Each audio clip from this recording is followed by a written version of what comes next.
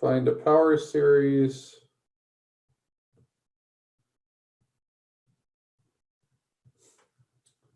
representation of the natural log of 1 minus x.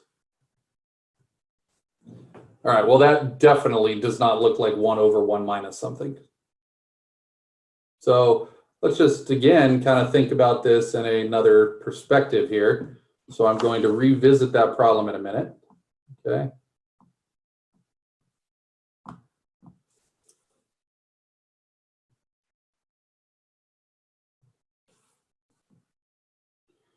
And instead, we're going to, again, start with this power series, our standard power series.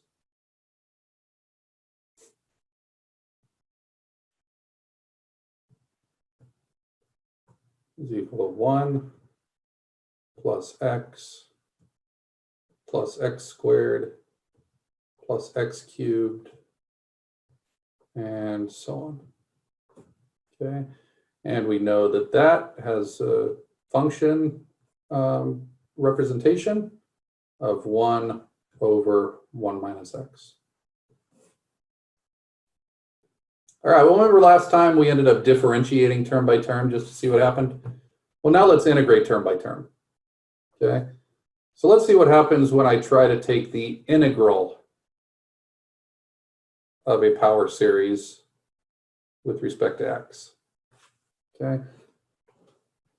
Well, that would mean that I would have to take the integral of the expansion with respect to x. So let's go ahead and do that term by term. So the integral of 1 dx is just x. The integral of x is 1/2 x squared. The integral of x squared is 1/3 x cubed. The integral of x cubed is 1/4 x to the 4th, and so on. But notice that that must be, since all three of these quantities are the same, whether we do the full expansion, whether we write it as a summation, or whether we write it as its standard function notation. Okay, I can now see that if I integrate this, I get a natural log function, because if I let the denominator be u, the derivative is -1, so I get the negative natural log of the absolute value of 1 minus x. And so look at that, it turns out that the integral of this standard power series is the natural log of 1 minus x, or rather the negative of it. Okay, well, let's go back again and recognize that if this is a0, and this is a1, and this is a2, and this is a3, then let's see what happens when we try to create the series notation for this. So it's starting off with the sum from n equals 0 to infinity. Let's start with the powers. It looks like these powers are one more than the subscript, one more than the subscript, one more than the subscript. So it looks like it's x to the n plus 1, right? Yeah. Over n plus 1. What about the coefficient? Over n plus 1. Or Well, 1 over n. over n plus 1. But notice, that's the power rule for integration. So all it's showing here is that we could integrate or differentiate by simply taking the sum from n equals 0 to infinity of the integral of x to the n dx. So in order to integrate power series, we really just integrate the function itself on the inside. And that's why this is equal to the negative natural log of the absolute value of x minus 1, of 1 minus x rather.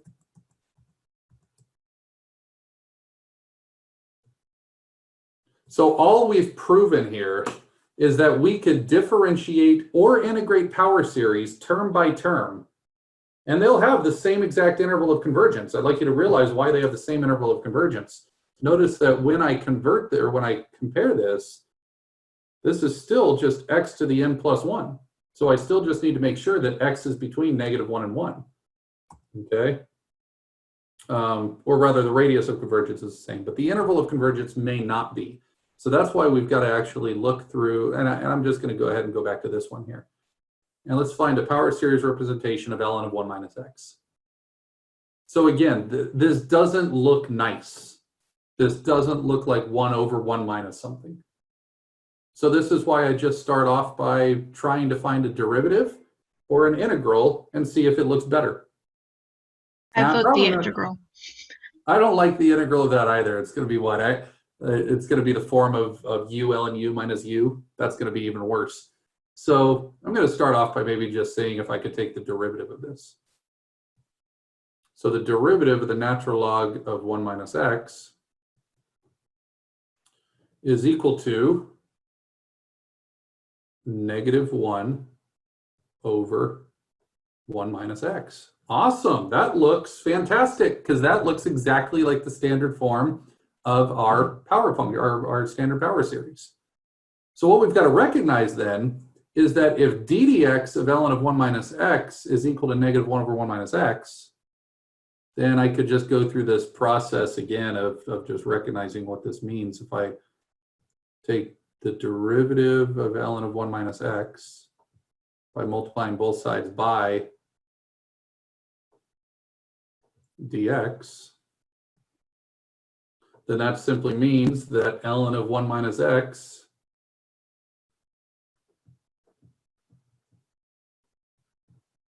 is the integral of -1 over 1 minus x dx. So what you've got to realize here is that I took the derivative of ln x of the ln function to get this form, okay? So that must mean that I have to integrate the power series to get back to what the power series representation of ln is. So that's why it's important to go through this process. Differentiate to see if you get a nice form, which means that you have to rewrite this function as the integral of that power series. All right, well, let's rewrite that then. That just simply becomes that's the negative of the sum from n equals 0 to infinity of x to the power of n. So that must mean that ln of 1 minus, that is basically, well, I'll write it out. That just means then that ln of 1 minus x has a power series representation of the sum from n equals 0 to infinity of -1 times x to the power of n. That's it. So notice that we can use derivatives and integrals to turn a function into a power series and then just recognize that it turns out to be the derivative or integral of that quantity. Okay. Oh, I'm wrong on this. I didn't finish the problem. What am I doing? Shame on me. What did I do wrong here? Didn't divide the negative from the ln? Well, I actually didn't even do the problem that it told me to do. It said that I've got to take the integral of this, right? So what I need to do is basically pull out the -1, and I need to find the integral of that power series, because this right here is 1 over 1 minus x. And it's telling me I have to take the integral of that quantity. I just rushed it. Okay. So essentially, what is the integral of this? Well, this just turns out to be the negative sum from n equals 0 to infinity of the integral of x to the n dx. And that's where I end up getting the negative sum, or I could just write it as the sum from n equals 0 to infinity of the negative of 1 over n plus 1 times x to the power of n plus 1. And that is the power series representation of the natural log of 1 minus x. Okay, so essentially I'm just integrating the power series in order to get to that step. Okay with that?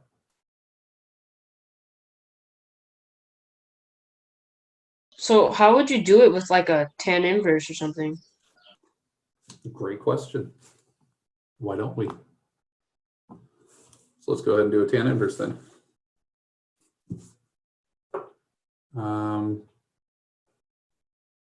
So we'll do one more example here.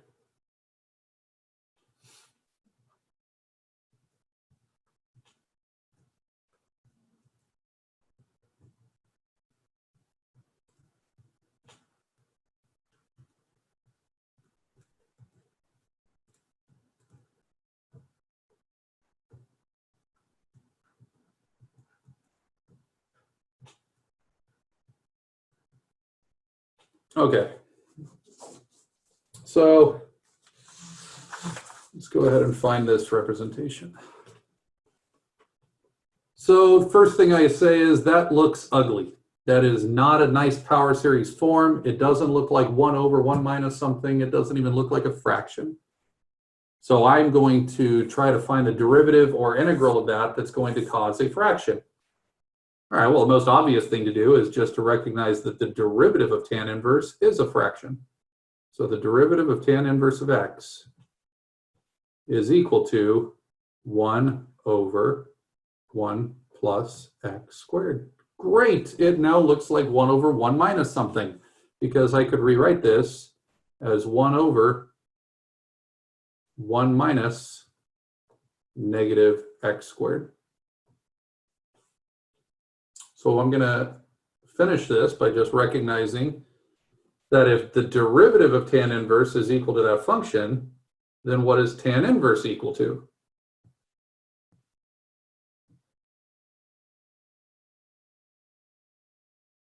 So if the derivative of tan inverse is equal to 1 over 1 plus x squared, then what is tan inverse equal to?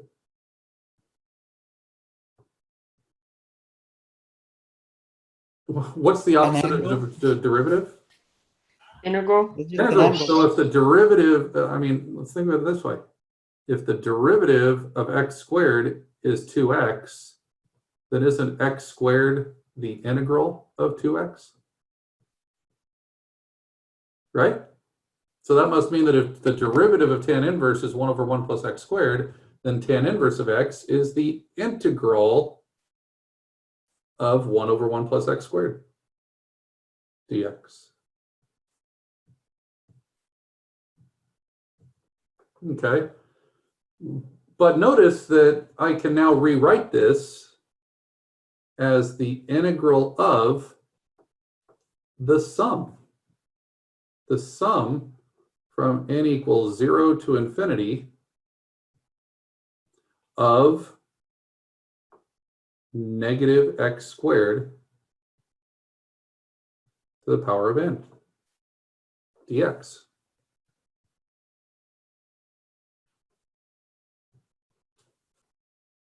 Okay, so what we should have recognized then is that if I'm trying to take the integral of a sum, then that's the same as the sum of an integral.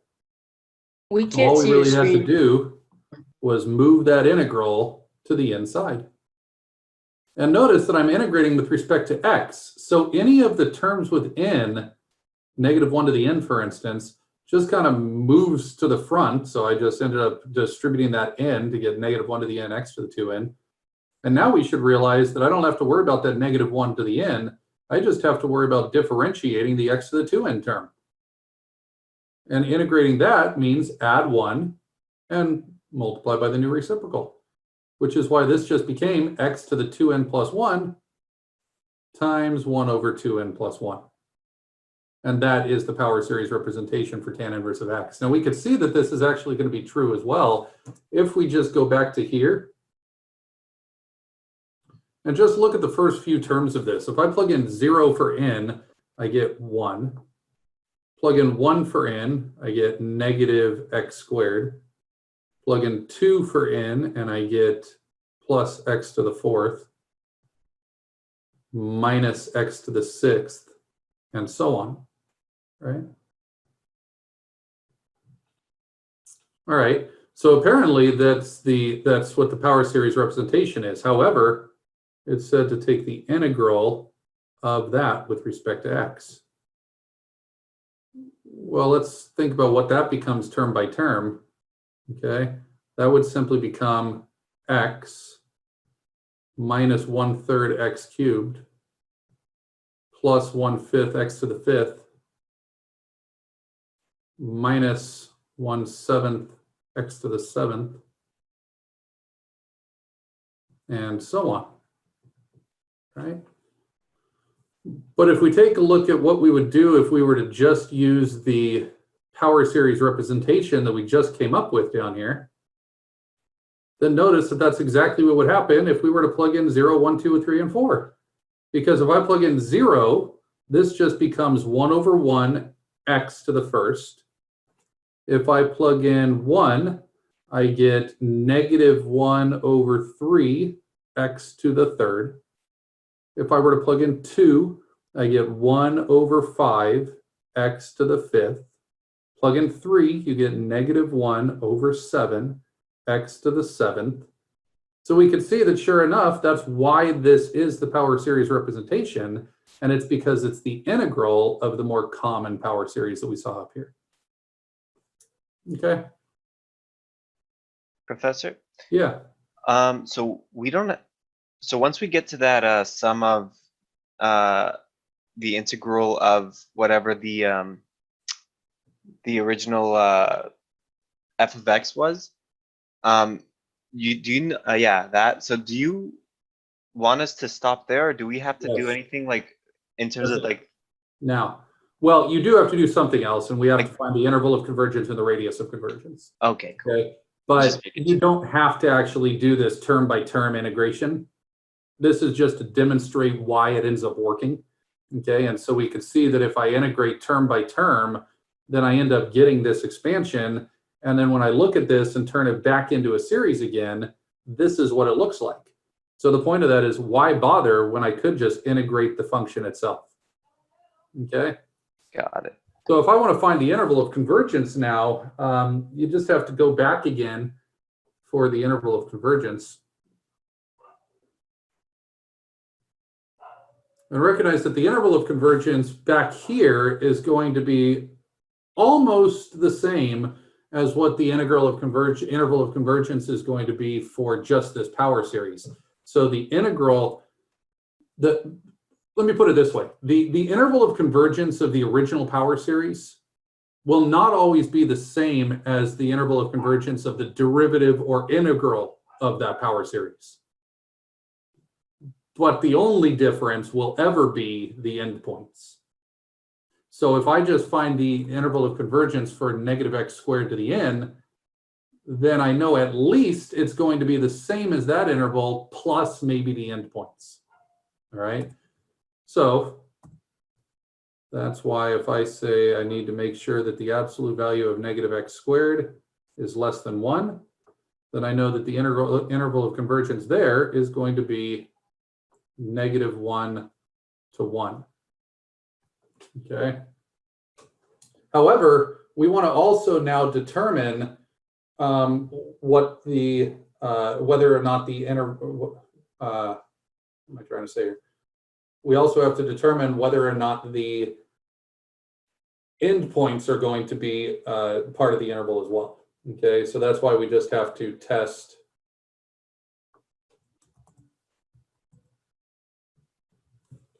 we just need to test x equals negative 1 and see what happens. And so if we were to test x equals negative 1, that gives us the sum from n equals 0 to infinity. When I plug in negative 1, we get, well, negative 1 to the n over 2n plus 1 times negative 1 to the power of 2n plus 1. Okay, well, if we simplify this a little bit, then they have the same base, so that becomes the sum from n equals 0 to infinity of -1 to the 3n plus 1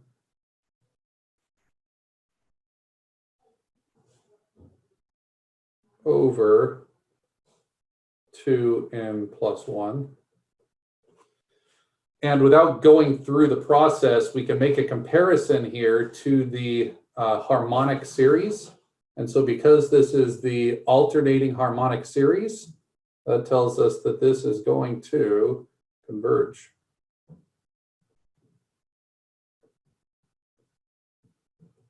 And if I were to test x equals 1, that would be actually much easier. Not much easier, but easier enough. If I test x equals 1, then I would do the same thing here, only now, since this is not going to be a -1, I don't have to merge it with this. 1 to any power is just 1.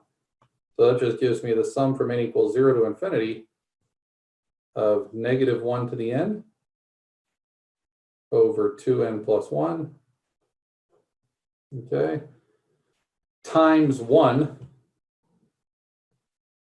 And therefore, again, by the alternating convergent series, or the alternating harmonic series, this converges as well.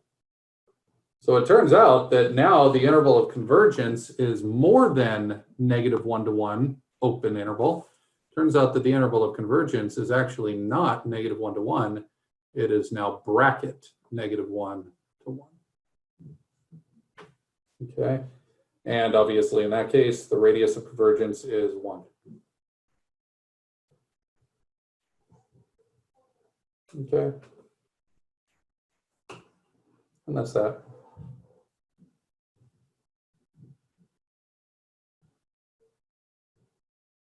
So for the alternating harmonic series, since we know that it converges, we don't have to prove it. We can just state that it converges. I'm okay at this point if you just recognize that it converges. I mean, Awesome. if it was a test, you would probably go through more of the process to be able to prove that, but yeah, you could just say it converges.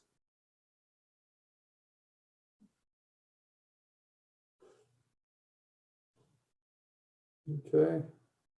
And the reason is that, and I'll just real briefly mention why. Remember okay,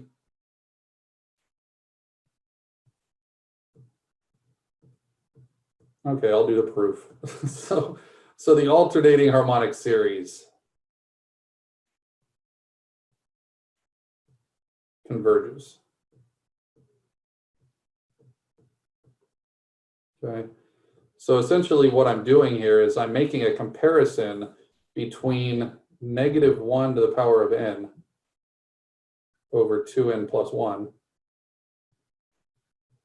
And I will make a comparison to -1 to the n over 2n.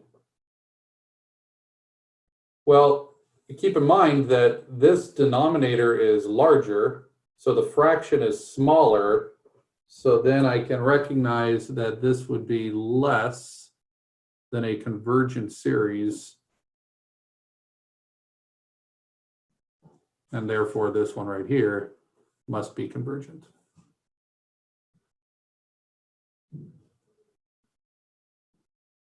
So we don't have to go through the whole process of the limit of, as n approaches infinity, of a n plus 1 over a of n for to find the interval of convergence for this? So in general, yes, I mean, it definitely benefits you to do so. I'm just showing you that you could oftentimes just look to the original power series as well to determine what that is. I should apologize for just being lazy sometimes in class, but it's not being lazy, it's just effectively using our time. So I'm avoiding the ratio test